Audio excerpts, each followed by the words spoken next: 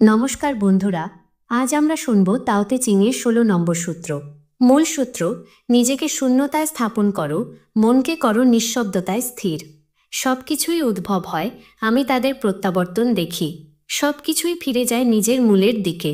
মূলের কাছে ফিরে যাওয়াকেই বলে স্থিতি। এই স্থিতি প্রকৃত স্বভাব।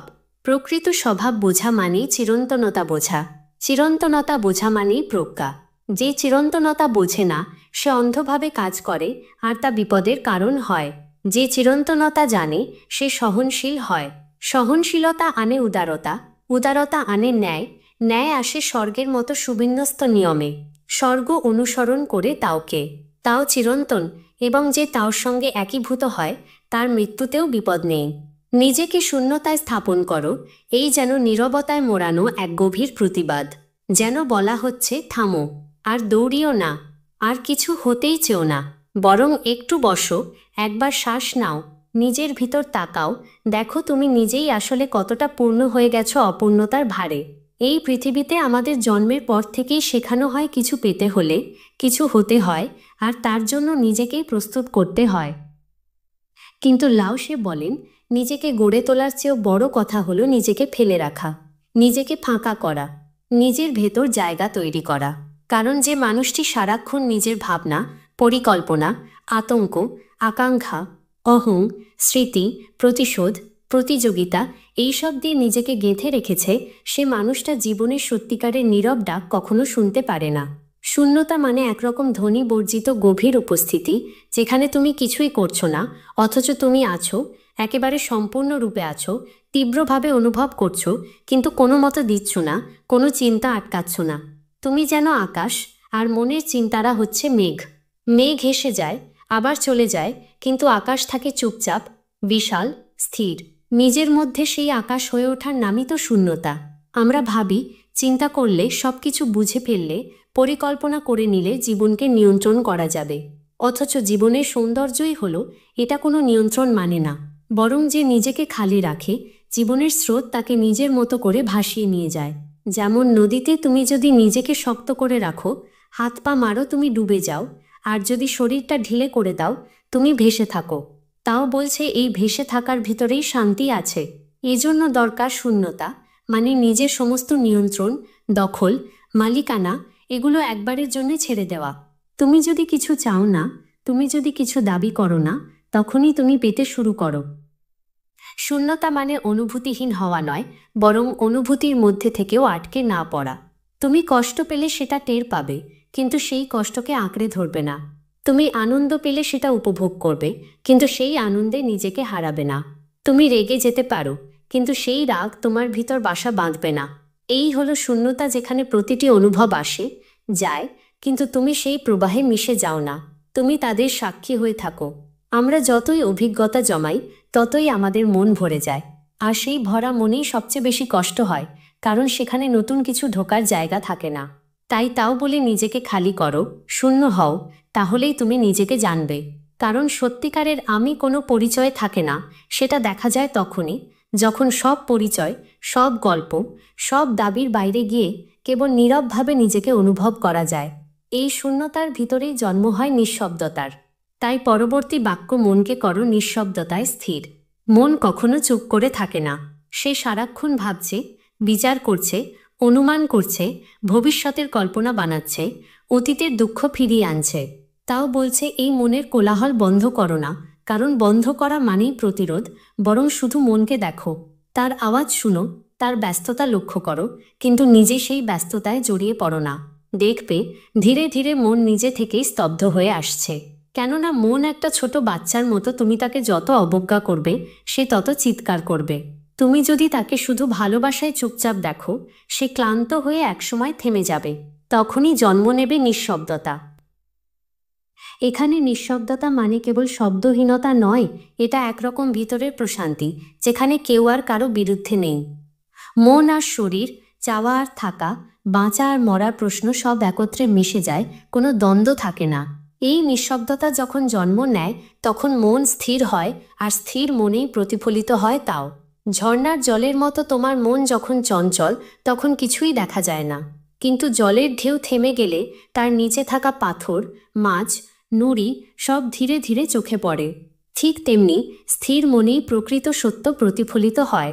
এই স্থিরতা থেকে আসে উপলব্ধি, সবকিছুই উদ্ভব হয়, আমি তাদের প্রত্যাবর্তন দেখি। এই বাক্য যেন একটা পরিপূর্ণ বোধ। জীবন শুধু এগিয়ে যায় না, সব কিছুই ঘুরে ফিরে আসে নিজের মূলের দিকে।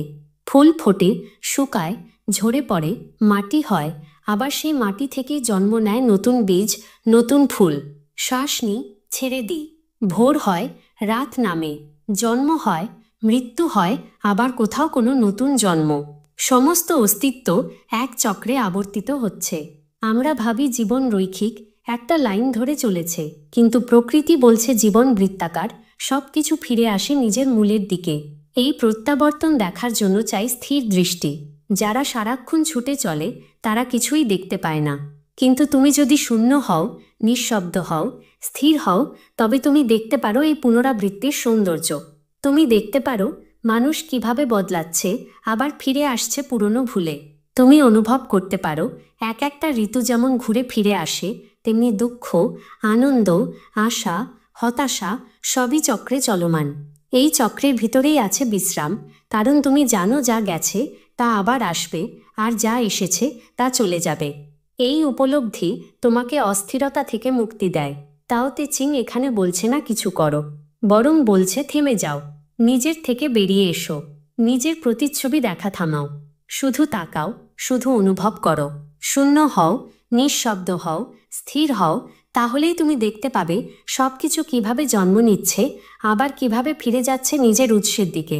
এই দেখা কোনো চোখের দেখা নয়, এটা এক ধরনের ভিতরের দৃষ্টিশক্তি যা চুপচাপ অনুভব করে। যেমন মা নিজের সন্তানের কষ্ট না শুনেও টের পায়, যেমন নদী নিজে কিছু না বলেও পাহাড়কে বহন করে, তেমনি তাও নীরব, কিন্তু সব কিছুর উৎস। এই প্রথম তিনটি বাক্যে লাও সে যেন আমাদের পুরো দর্শনের ভিত্তিটা গেঁথে দিলেন। নিজেকে খালি করো, মনের আওয়াজ থামাও, আর দৃষ্টিকে করো গভীর, যেন তুমি দেখতে পাও জীবন কোনো সোজা রেখা নয়, এটা এক অনন্ত চক্র, যেখানে শুরু মানেই শেষ, আর শেষ মানেই শুরু। সব কিছুই ফিরে যায় নিজের মূলের দিকে, এই কথাটির মধ্যে লুকিয়ে আছে জীবনের সবচেয়ে গভীর সত্য। তুমি যতই দূরে যাও না কেন, যতই নতুন অভিজ্ঞতা, নতুন পরিচয়, নতুন উচ্চতায় পৌঁছাও না কেন, একসময় তোমাকে ফিরে আসতেই হয়। মানুষের জীবন যেন একটা বৃত্তের মতো। আমরা ভাবি জীবন এক সরল রেখা, শুরুর দিকটা ছোট, শেষে এসে বড় হয়ে উঠি। কিন্তু প্রকৃতি বলে জীবন আসলে একটি চক্র। প্রতিটি ফুল ফোটে, ঝরে পড়ে, আবার মাটির সঙ্গে মিশে যায়, এবং সেই মাটি আবার নতুন ফুলের জন্ম দেয়। প্রতিটি শ্বাস আমরা নিই, ছেড়ে দিই, আবার নিই। প্রতিটি দিন ভোর থেকে শুরু হয়ে রাতের দিকে যায়, তারপর আবার ফিরে আসে নতুন সূর্যোদয়। প্রতিটি সম্পর্ক, অনুভূতি, চিন্তা এসে যায়, আবার চলে যায়, আবার ফিরে আসে। এই ফিরে আসাটাই প্রকৃতি। এই ফিরে আসা কোনো ব্যর্থতা নয়, বরং এটি জীবনের স্বাভাবিক প্রবাহ। তাও এই স্বাভাবিকতাকে চুপচাপ দেখার আহ্বান জানায়। সে বলে সব কিছুই ফিরে আসে মূলের দিকে। তাই তুমি যদি স্থির হয়ে তাকাও, তবে দেখতে পাবে তোমার মধ্যেই সেই মূল লুকিয়ে আছে, যেখানে সব কিছুর শুরু আর শেষ। এই মূলকে বোঝার জন্য প্রথমেই দরকার স্থির হওয়া, কারণ যখন আমরা চলছি, দৌড়াচ্ছি, তখন কিছুই দেখতে পাই না। ঠিক যেমন ট্রেনের জানালা দিয়ে বাইরে তাকালে কিছুই স্পষ্ট দেখা যায় না, সব কিছু ঝাপসা হয়ে যায়। কিন্তু যখন ট্রেন থেমে যায়, তখনই তোমার দৃষ্টিতে স্পষ্ট হয় গাছ, মানুষ, ঘরবাড়ি, সব কিছু। তেমনি যখন তোমার মন থেমে যায়, যখন তুমি নিজেকে খালি করো, তখনই তুমি বুঝতে পারো তুমি কে। তখনই তুমি দেখতে পাও তোমার চারপাশে সব কিছু কীভাবে জন্ম নিচ্ছে এবং আবার সেই মূলের দিকেই ধীরে ধীরে ফিরে যাচ্ছে। এই ফিরে যাওয়াই স্থিতি। আমরা এই স্থিতি শব্দটিকে প্রায়শই ভুল বুঝি। আমরা ভাবি স্থির মানেই নিশ্চল, স্থির মানেই স্থবির। কিন্তু প্রকৃত স্থিতি মানে হলো তোমার ভিতরে একটি অচঞ্চল কেন্দ্র, যা সব নড়াচড়ার মধ্যেও কাঁপে না। ঠিক যেমন একটা গাছ, তার পাতাগুলো বাতাসে দুলছে, ডালপালা নাচছে, কিন্তু মাটির নিচের মূল স্থির, অচঞ্চল। সেই মূলই তাকে ধরে রেখেছে। তুমি যত গভীরে নিজের মূলের সঙ্গে যুক্ত হতে পারবে, ততই তুমি বাইরের ঝড় ঝঞ্ঝাতে টিকে থাকতে পারবে। এই স্থিতিই হলো প্রকৃত স্বভাব। আমরা যত বড় হই, যত ব্যস্ত হই, আমরা নিজেদের যত পরিচয় বাঁধি, ততই আসল আমিটা আড়ালে চলে যায়, ততই আমরা এই প্রকৃত স্বভাব থেকে দূরে সরে যাই। আমরা নিজেকে সাজাই নানা রঙে, আমার নাম, আমার পেশা, আমার ধর্ম, আমার জাত, আমার বিশ্বাস, আমার দল, এসব কিছুই এক একটা মুখোশের মতো। কিন্তু এই মুখোশগুলোর নিচে যে নিরাভরণ মানুষটি আছে, সেই আমিটাই প্রকৃত স্বভাব। শিশুর দিকে তাকাও, সে কিছুই জানে না, কিছুই দাবি করে না, তবু সে প্রাণ ভরে বাঁচে, কারণ সে এখনও প্রকৃত স্বভাবেই আছে। সে কাঁদে, হাসে, দৌড়ায়, ক্লান্ত হলে ঘুমায়, তার জীবনে কোনো মুখোশ নেই। সেই শিশুটি বড় হতে হতে সামাজিক নিয়ম, শিক্ষা, প্রতিযোগিতা, চাওয়া, ভয় এসব শিখে ফেলে। আর তখনই সে দূরে সরে যায় নিজের প্রকৃত স্বভাব থেকে। তখন সে চিন্তা করে, আমি কে, আমি কতটা গুরুত্বপূর্ণ, আমি সফল কিনা, আমি ভালোবাসা পাচ্ছি তো, আমি কি জিতে যাচ্ছি জীবনে। এই প্রশ্নগুলো তার মনের মধ্যে এক ধরনের অস্থিরতা সৃষ্টি করে। সে তখন আর নিজেকে দেখে না, সে দেখে শুধু নিজের ছবি।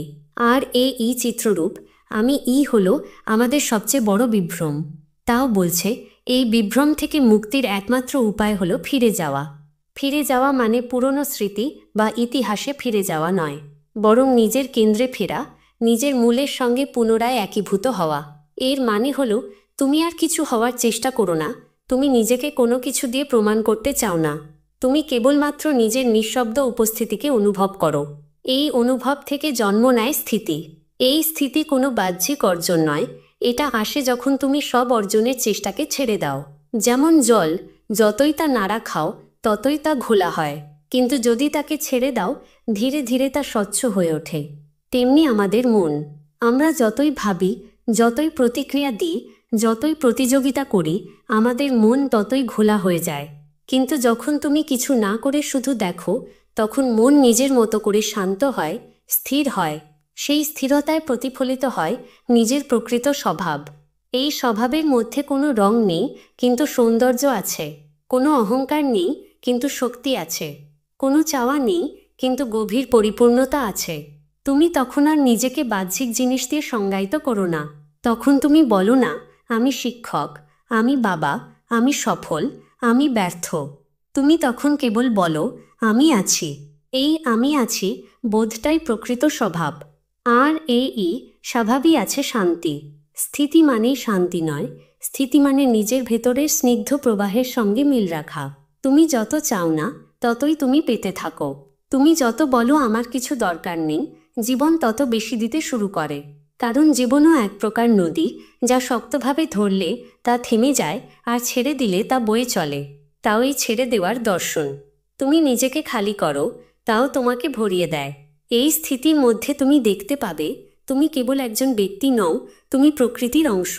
তুমি পৃথিবীর মতোই বৃত্তাকার, নদীর মতোই প্রবাহমান, আকাশের মতোই নীরব। আর এই নীরবতা থেকে জন্ম নেয় জ্ঞান, প্রজ্ঞা। তুমি বুঝতে পারো, জীবনের আনন্দ আসে প্রতিযোগিতায় নয়, বরং মিলনে। তুমি তখন আর কারো সঙ্গে যুদ্ধ করো না, বরং তাকিয়ে থাকো। তুমি দেখো মানুষ কিভাবে ভুল করে, আবার শিখে, আবার ভুলে যায়। তুমি হাসো, কিন্তু তার প্রতি রাগ করো না। তুমি কাঁদো, কিন্তু সেই কষ্টকে আঁকড়ে ধরো না। তুমি আনন্দ পাও, কিন্তু সেই আনন্দে নিজেকে হারিয়ে ফেলো না। তুমি তখন আর অনুভূতির দাস নও, তুমি তাদের বন্ধু। তুমি সব অনুভূতিকে দেখে যাও, আসে যায়, তুমি কেবল একজন সাক্ষী। এভাবেই স্থিতি তোমাকে শক্তি দেয়, ধৈর্য দেয়, সহানুভূতি দেয়। তুমি যত স্থির হও, ততই তুমি ক্ষমাশীল হতে পারো। তুমি জানো, সবাই এক চক্রে ঘুরছে, কেউ একটু এগিয়ে, কেউ একটু পিছিয়ে। তুমি আর কাউকে নিচু বা ওপরে ভাবো না। তুমি বুঝে ফেলো, সবাই এক উৎস থেকে এসেছে, আর সবাই সেই উৎসেই ফিরে যাবে। এটাই চিরন্তন সত্য, এটাই চক্র। আর এই চক্র বুঝতে পারলেই তুমি প্রবেশ করো প্রজ্ঞার জগতে। তখন তোমার জীবন বদলায় না, কিন্তু জীবনকে দেখার দৃষ্টিভঙ্গি বদলে যায়। তুমি তখন আর কিছু নিয়ন্ত্রণ করতে চাও না, তুমি জীবনকে তার নিজের গতিতে চলতে দাও। তুমি শুধু নিজের কেন্দ্রে টিকে থাকো, স্থির, নিঃশব্দ, শূন্য। এই অবস্থায় পৌঁছাতে পারলেই লাওসে বলেন, তোমার আর কোনো বিপদ নেই, কারণ তুমি আর মৃত্যু পর্যন্ত কেউ শত্রু মনে করো না। তুমি জানো, মৃত্যু একটা ঘূর্ণি, একটা পরিবর্তন মাত্র। যেমন পাতার ঝরে পড়া মানেই তার শেষ নয়, বরং সে মাটির অংশ হয়ে নতুন জীবনকে প্রস্তুত করে। তেমনি তোমার অস্তিত্ব একটি চলমান ধারা, যেখানে জন্ম মৃত্যু কেবল দুটি রূপ, দুটি রং, দুটি ঢেউ একই সমুদ্রের।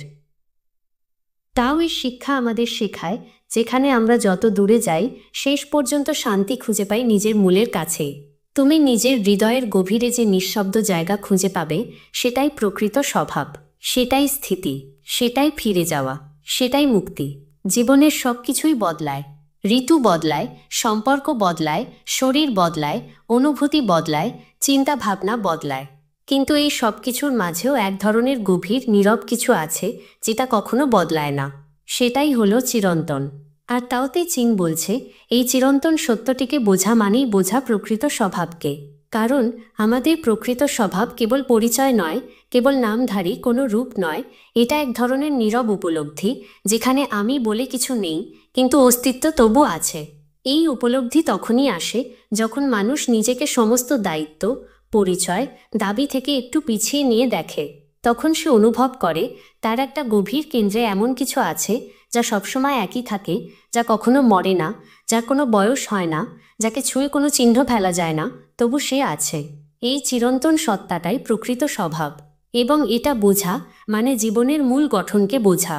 ঠিক যেমন একটা নদীর বয়ে যাওয়া দেখে তুমি যদি শুধু ঢেউ দেখো, তবে তুমি জলকে চিনতে পারবে না। কিন্তু যদি তুমি ঢেউয়ের নিচে তাকাও, দেখবে সব ঢেউই আসলে একই জলের রূপ। তেমনি আমাদের সব চিন্তা, চাওয়া, দুঃখ, আনন্দ, অহংকার সব কিছুই ঢেউ, আর যেটা সব কিছুর নিচে আছে সেই অস্তিত্বটাই হলো চিরন্তন। সেটাই প্রকৃত স্বভাব। আমরা প্রতিনিয়ত বদলে যাই, কিন্তু বদলটার দিকে তাকাতে তাকাতে আমরা ভুলে যাই এই সব কিছুর পেছনে একটা নীরব আমি আছে। এই যে আমি ভাবছি, আমি অনুভব করছি, আমি ভয় পাচ্ছি, আমি সিদ্ধান্ত নিচ্ছি, এই আমিটাকে, এই প্রশ্নের গভীরে গেলে দেখা যায় সেই আমি কোনো গল্প নয়, কোনো পরিচয় নয়, কোনো অর্জিত কিছু নয়। সেটি এমন এক বোধ যা শুধু থাকে, থাকে নিঃশব্দে, থাকে চুপচাপ। সেটি চায় না, দাবি করে না, ব্যাখ্যা চায় না, সে কেবলভাবে থাকে। এই থাকা বোধই চিরন্তনতার ছোঁয়া। এটাই আমাদের প্রকৃত স্বভাব। আর একে বোঝা মানে আমরা জীবনের অস্থিরতা, ভয়, দ্বন্দ্ব থেকে এক ধাপে উপরে উঠি। কারণ যতক্ষণ তুমি নিজেকে ভাবো একটা পরিচয়, ততক্ষণ তুমি অস্থির থাকবে। আজ তুমি সফল, কাল ব্যর্থ। আজ সবাই প্রশংসা করল, কাল অবজ্ঞা করল। তুমি তখন দুলে যাও, ভালোবাসা পেলে খুশি, প্রত্যাখ্যান পেলে ভেঙে পড়ো। কিন্তু তুমি যদি নিজের প্রকৃত স্বভাবকে চিনে ফেলো, তাহলে তুমি দাঁড়িয়ে থাকো এই পরিবর্তনের মাঝেও এক অনড় শান্তির ভেতরে। এই বোঝা কোনো বই পড়ে হয় না, এটা আসে চুপ করে বসে থাকা থেকে, আসলে নিজেকে অনুভব করার সাহস থেকে। চিরন্তনতা মানে এমন কিছু যা সময়ের ঊর্ধ্বে, যা জন্ম মৃত্যুর বাইরে, যা কোনোভাবেই ধ্বংস হয় না। এখন কেউ জিজ্ঞেস করতেই পারে, এই চিরন্তনতা যদি সত্যিই থাকে তবে তা দেখা যায় না কেন? উত্তর একটাই, চোখ দিয়ে দেখা যায় যা বদলায়, কিন্তু চিরন্তনতা তো বদলায় না। চোখ অভ্যস্ত বদলের খেলা দেখতে, তাই চিরন্তনতা বোঝার জন্য চাই আর এক ধরনের দৃষ্টি, যে দৃষ্টিতে নেই বিচার, নেই তুলনা, নেই আকাঙ্ক্ষা। যখন তুমি কেবল চুপ করে থাকো, তখনই সেই চিরন্তন সত্য নিজের রূপে ধরা দেয়। এই উপলব্ধি থেকে জন্ম নেয় প্রজ্ঞা। প্রজ্ঞা মানে কোনো তথ্য জানার ক্ষমতা নয়। প্রজ্ঞা মানে এমন এক দেখার ক্ষমতা যা সব কিছুর পেছনে থাকা সত্যটিকে উপলব্ধি করতে পারে। তুমি তখন আর ঘটনাকে আলাদা আলাদা করে বিচার করো না, বরং তুমি সব কিছুকে দেখো একটা ধারার অংশ হিসেবে। যেমন নদীর জল দেখে তুমি বলো না, এই জায়গায় জল ভালো, ওই জায়গায় মন্দ, কারণ তুমি জানো পুরো নদীটাই এক। প্রজ্ঞার চোখে মানুষ এমনই, সবাই ভুল করে, সবাই শেখে, সবাই বদলায়, কিন্তু সবার ভেতরেই সেই একই চিরন্তন সত্তা লুকিয়ে আছে। এই চিরন্তন সত্তাকে বোঝা মানেই ক্ষমাশীল হওয়া। তুমি তখন আর কাউকে দোষ দাও না, কারণ তুমি জানো মানুষ মুহূর্তভিত্তিক কাজ করে, কিন্তু তার ভেতরে এমন কিছু আছে যা চিরস্থায়ী।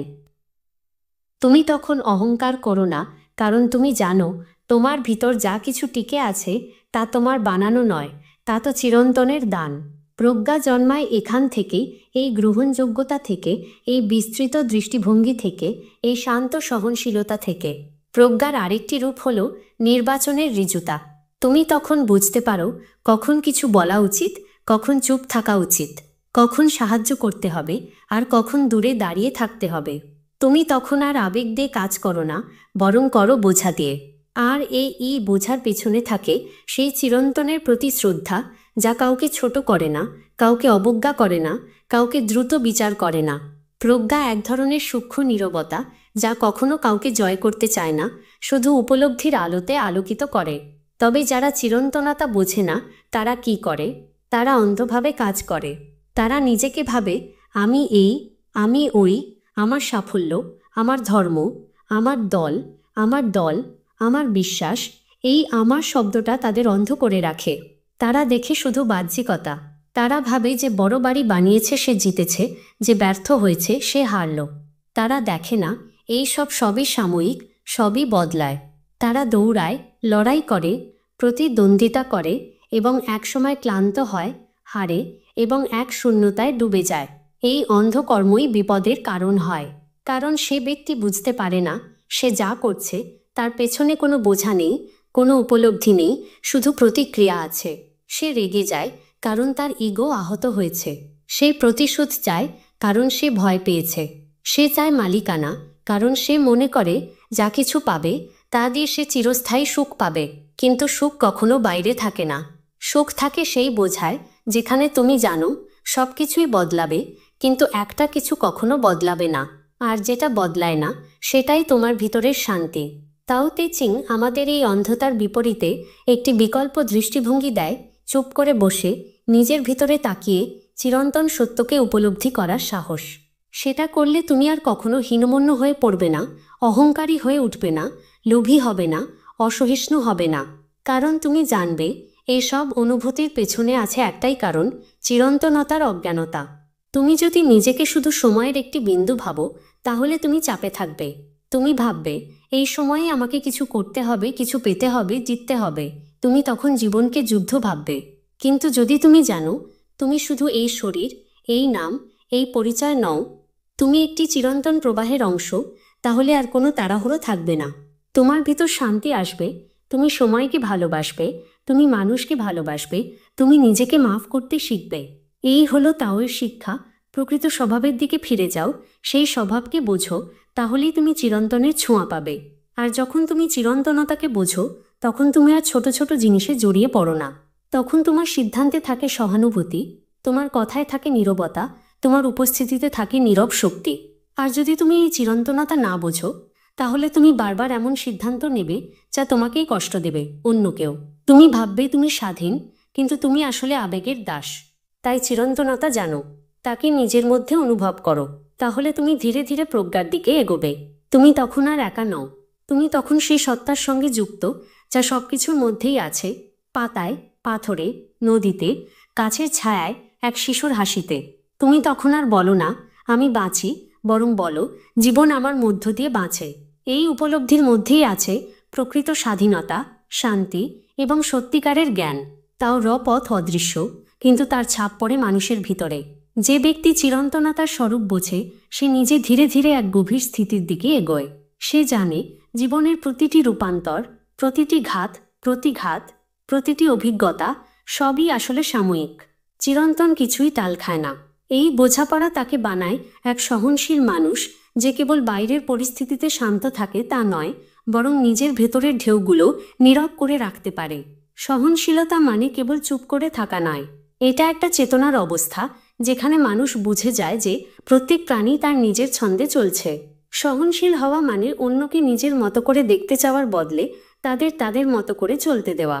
যেমন নদী পাহাড়কে ভেঙে দেয় না, বরং ধৈর্য ধরে চারপাশ ঘুরে যায়।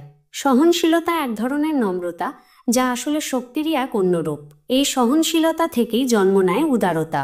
কেননা যখন তুমি অন্যের ভুলকে একেবারে গলার কাঁটা মনে করো না, তখনই তোমার মধ্যে ক্ষমা, করুণা আর উদারতা জন্ম নিতে পারে। উদার মন মানে এক মুক্ত মন, যে মন অন্যের ভালো দেখলে হিংসে করে না, বরং খুশি হয়। যে অন্যের দুর্বলতা দেখলে ঘৃণা করে না, বরং বুঝতে চায় তার ভেতর কী অভাব কাজ করছে। উদারতা এমন এক চোখ যা দোষের মধ্যেও কারণ দেখতে পায়। একজন উদার মানুষ কাউকে হঠাৎ বিচার করে না, সে অপেক্ষা করে, সে বোঝে, সে সময় দেয়। কারণ সে জানে জীবনের সত্যগুলো চোখে দেখা যায় না, কেবল অনুভবে ধরা পড়ে। উদারতা আমাদের শেখায় যে মানুষটা আজ ভুল করছে হয়তো সে কাল সঠিক পথ দেখাবে, এবং এভাবেই উদারতা মানুষকে নিয়ে আসে ন্যায় এর পথে। ন্যায় মানে শুধুই বিচার করা নয়, ন্যায় মানে একটা নিরপেক্ষ জায়গা থেকে দেখা, যেখানে নিজের স্বার্থ, অনুভূতি, আবেগ, রাগ সব কিছুর ওপরে উঠে সত্যকে দেখা হয়। একমাত্র সেই মানুষই ন্যায় বিচার করতে পারে যে নিজেকে তাও হাতে সঁপে দিয়েছে, যাকে মায়া, প্রতিশোধ, অহং কিছুই আর টানে না। সে তখন দৃষ্টা হয়, কর্মফল নির্ধারক নয়। প্রকৃত ন্যায় আসে সেই মানুষ থেকে যার হৃদয় উদার এবং মন স্থির, কারণ সে জানে সত্যের বিচার সময় নিজেই করবে। মানুষকে সময় দিলে তার রূপ আপনিই প্রকাশিত হবে। তার প্রয়োজন নেই তাড়াহুড়ো করে কাউকে সাজা দেওয়া বা নিজের সিদ্ধান্ত চাপিয়ে দেওয়ার। সে জানে জীবন চলতে থাকে এবং তার প্রতিটি পর্বেই কেউ না কেউ নিজেকে চিনে নেয়, চুপচাপ, বিনা প্রচারে। এভাবে তাও পথ আমাদের শেখায় যে সহনশীলতা আমাদের মানুষের ভেতরকার পশুত্বকে শান্ত করে, উদারতা সেই পশুত্বকে ভালোবাসায় রূপান্তর করে, আর ন্যায় সেই ভালোবাসাকে বাস্তবতার মাটিতে দাঁড় করায়। তবে এই পথ সহজ নয়, এটা সময় সাপেক্ষ। তুমি হয়তো ভাবছ, আমি তো সহ্য করলাম, কিন্তু সে তো অপমান করে চলে গেল। কিন্তু সহনশীলতার মানে নিজেকে বোকা বানানো নয়, বরং নিজেকে এতটাই গভীর করা যেখানে সাময়িক অপমানও তোমাকে কাঁদাতে পারে না, দাগ ফেলতে পারে না। সহনশীলতা এক শক্তিশালী আত্মা তৈরি করে যে যুদ্ধ না করেও জয়লাভ করে। এই জয় বাহ্যিক নয়, এটি একান্তই অন্তর্দৃষ্টি। আর এই অন্তর্দৃষ্টিই পরিণত হয় প্রজ্ঞায়। তাও এখানেই নিয়ে যেতে চায় এমন এক জায়গায় যেখানে তুমি শুধু নিজের কথা ভাবো না, বরং প্রতিটি প্রাণী, প্রতিটি প্রাণ, প্রতিটি ধ্বনি ও নিঃশব্দতাকেও নিজের মতো ভালোবাসো। এই ভালোবাসায় সহনশীলতা, এই ভালোবাসায় উদারতা, এই ভালোবাসায় ন্যায়। তাও বলে যে ব্যক্তি সহনশীল হয় সে আসলে আগুনকে জলের মতো জয় করে, যে উদার হয় সে অন্ধকারকে আলোর মতো আলিঙ্গন করে, আর যে ন্যায়পরায়ণ হয় সে দুঃখের মাঝেও শান্তি খুঁজে পায়। এই গুণগুলো একে অপরের মধ্যে পরিণত হয়। সহনশীলতা ছাড়া উদারতা সম্ভব নয়, আর উদারতা ছাড়া ন্যায় অর্থহীন। জীবন অনেক সময় আমাদের পরীক্ষায় ফেলে। কেউ আমাদের অপমান করে, কেউ ঠকায়, কেউ বিশ্বাস ভেঙে দেয়। তখনই এই তাওয়ের শিক্ষা সত্যি কাজে আসে। তখনই বোঝা যায় আমরা কেবল আমাদের প্রতিক্রিয়ার মধ্যেই আবদ্ধ না, চাইলে তার ওপরে উঠেও দেখতে পারি যে মানুষটা আমাদের আঘাত দিল সে হয়তো নিজের গভীর ব্যথা থেকেই তা করেছে। এই দৃষ্টিভঙ্গি একজন সহনশীল মানুষকেই আসে। এই সহনশীল দৃষ্টি দিয়ে যদি তুমি মানুষকে দেখো, তাহলে তুমি প্রতিদিন ক্ষয়ে যাবে না, বরং প্রতিদিন বড় হয়ে উঠবে। তুমি ধীরে ধীরে অন্যের ভেতর নিজেরই প্রতিফলন দেখতে পাবে।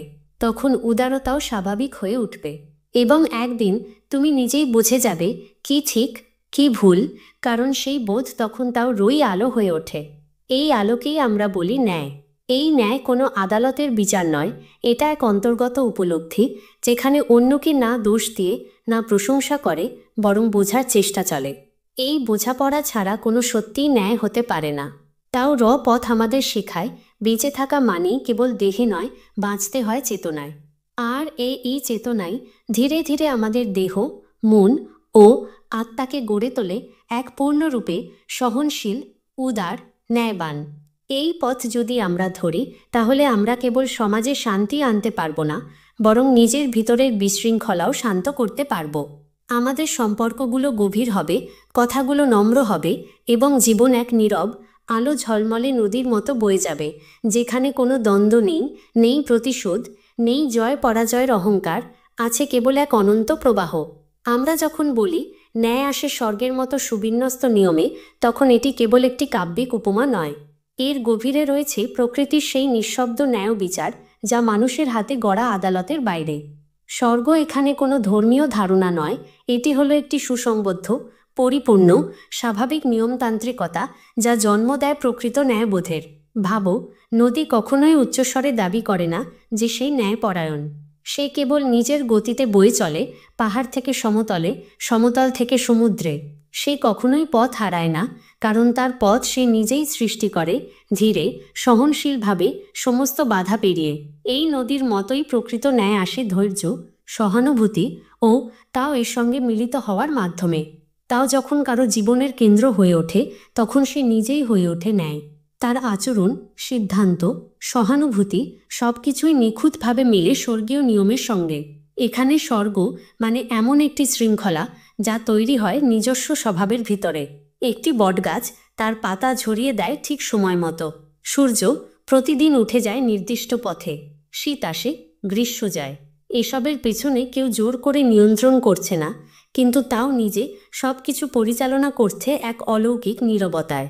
এই নিখুঁত নিয়মের সঙ্গে যার জীবনের ছন্দ মিলে যায় সে হয়ে ওঠে ন্যায়পরায়ণ, কারণ সে নিজের স্বাভাবিকতায় ফিরেছে। এখন প্রশ্ন আসে, এই স্বর্গীয় নিয়ম নিজে কোথা থেকে শেখে? লাও সে বলেন, স্বর্গ অনুসরণ করে তাওকে, এমন একটি চক্র যেখানে মানব ধর্ম নয় বরং প্রকৃতির নিজস্ব নিয়মই সর্বশক্তিমান। স্বর্গও কোনো নিজস্ব ক্ষমতায় চলে না, বরং তাও এর চেতনা তাকে পরিচালিত করে। তাও হলো সেই মূলে থাকা নিরাকার চেতনা, যেই চেতনার ওপর নির্ভর করে সব কিছুর গতি। তাও মানে নীরবতা, তাও মানে প্রাকৃতিক ছন্দ, তাও মানে এমন এক স্রোত যার সঙ্গে মিশে গেলে জীবন হয়ে যায় সহজ, কিন্তু যে এর বিপরীতে যায় তার জীবন হয় সংঘর্ষে ভরা। ধরো, একটি গাছকে যদি তুমি উল্টো দিকে বড় হতে বাধ্য করো, সে হয় ভেঙে যাবে, না হয় মরে যাবে। কিন্তু তুমি যদি তাকে নিজের মতো উঠতে দাও, সূর্যের আলো, মাটির খাদ্য, বাতাসের ছোঁয়া, এইসব প্রাকৃতিক তাও এর নিয়মে সে বেড়ে উঠবে, ফুল দেবে, ফল দেবে। ঠিক তেমনই একজন মানুষও যদি নিজেকে তাও এর স্রোতের সঙ্গে মিশিয়ে দেয়, তবে তার মধ্যে জন্ম নেয় সেই ন্যায় যা কৃত্রিম নয় বরং স্বাভাবিক, স্বতঃস্ফূর্ত, মৃদু, শান্ত। এখানে প্রশ্ন আসে, এই তাও যদি চিরন্তন হয়, তাহলে যিনি তাওর সঙ্গে একীভূত হন তার কি হয়? তাও চিরন্তন মানে এটা কখনো নষ্ট হয় না, বদলায় না, মরে না। এটা সময়ের বাইরে, কারণ এটি সময় সৃষ্টি করেছে। জন্ম ও মৃত্যুর, দিন ও রাতের, সুখ ও দুঃখের, সাফল্য ও ব্যর্থতার সব কিছুর বাইরে একটি নীরব অবস্থান, যেখানে কোনো পরিবর্তন নেই, শুধু উপস্থিতি আছে। যে ব্যক্তি তাওর সঙ্গে মিলিত হয় তার শরীর হয়তো একদিন মাটিতে মিশে যায়, কিন্তু তার চেতনা, তার প্রবাহ, তার সহানুভূতি, তার বোধ সব কিছুই তাও মতো চিরন্তনতায় বিলীন হয়। তিনি আর নিজের জন্য বাঁচেন না, তার অস্তিত্ব তাও একরূপ হয়ে যায়। এজন্যই বলা হয়েছে যে তাও সঙ্গে একীভূত হয় তার মৃত্যুতেও বিপদ নেই, কারণ সে তখন আর একজন ব্যক্তি নয়, সে তখন নদী, গাছ, আকাশ, বাতাস, নিঃশব্দতা সব কিছুরই একটি অভিন্ন রূপ। তার অস্তিত্ব মুছে যায় না, বরং সকলের অস্তিত্বের সঙ্গে একাকার হয়ে যায়। এখানে মৃত্যু মানে শুধুই দেহের বিলয়। তাও জানে মৃত্যু একটা দরজা, শেষ নয়। ঠিক যেমন সূর্য ডোবে কিন্তু পরদিন ঠিকই ওঠে, ঠিক যেমন গাছের পাতা ঝরে কিন্তু আবারও বসন্তে নতুন পাতা আসে। যে তাওকে বোঝে সে মৃত্যুকে ভয় পায় না, কারণ সে জানে যা তাওর অন্তর্গত তা কখনো হারায় না।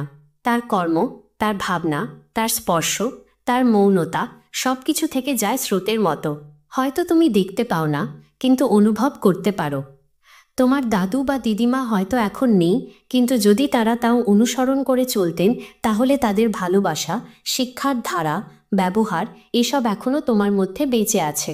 তারা যেন একরকম অদৃশ্য স্রোতের মতো তোমার ভেতর বয়ে চলেছে। এই হলো তাও নিঃশব্দ কিন্তু চিরন্তন। তাও এর সঙ্গে মিলন মানে নিজেকে হারানো নয়, বরং সমস্ত কিছুর সঙ্গে মিশে যাওয়া। এই মিলনের মধ্যে ভয় নেই, কারণ এখানে কিছুই হারায় না। সব কিছু রূপান্তরিত হয়, মেঘ হয়ে বৃষ্টি, বৃষ্টি হয়ে নদী, নদী হয়ে সাগর, আবার সাগর থেকেই উঠে আসে নতুন মেঘ। চক্র ঘুরতে থাকে, তাও বয়ে চলে। তুমি যদি তাওকে বুঝতে পারো, তাহলে তুমি নিজেকে ধ্বংসের থেকেও রক্ষা করতে পারো, কারণ তখন তুমি নিজের ক্ষুদ্র সত্তাকে ছেড়ে বৃহত্তর অস্তিত্বের সঙ্গে মিশে গেছো। তখন মৃত্যু আর তোমার শেষ নয়, বরং পরিণতি। তাওতে চিং বলছে না যে তুমি অমর হয়ে যাবে, সে বলছে যদি তুমি নিজেকে তাও এর মতো করো, নম্র, নিঃশব্দ, সহনশীল, উদার, ন্যায়পরায়ণ, তাহলে মৃত্যুর পরও তুমি রয়ে যাবে। তুমি অন্য রূপে থাকবে, অন্যের হৃদয়, প্রকৃতির প্রবাহে, সময়ের কণ্ঠে। তাওর এই জ্ঞান তোমাকে শেখায় কিভাবে মরতে হয়, শান্তভাবে, গ্রহণযোগ্যভাবে, প্রস্তুত মনে। কিন্তু তার আগে সে তোমাকে শেখায় কিভাবে বাঁচতে হয়, এমনভাবে যেন তুমি প্রতিটা মুহূর্তে তাও এর অংশ হয়ে ওঠো। তোমার সহানুভূতি যেন নদীর মতো প্রবাহিত হয়, তোমার ন্যায় যেন গাছের মতো নীরবভাবে ছায়া দেয়, তোমার মৃত্যু যেন নদীর সাগরে মিলনের মতো হয়, বিচ্ছেদ নয়, মিলন। ভালো লেগে থাকলে একটা লাইক দিও, তোমার মতামত জানিয়ে কমেন্ট করো, আর এমন আরও ভাবনার ভিডিও পেতে চ্যানেলটা সাবস্ক্রাইব করে পাশে থেকো। এগিয়ে যাও চ্যানেল সবসময় চেষ্টা করবে তোমার মন ছুঁয়ে যাওয়ার মতো কিছু কথা নিয়ে ফিরে আসতে। ভালো থেকো।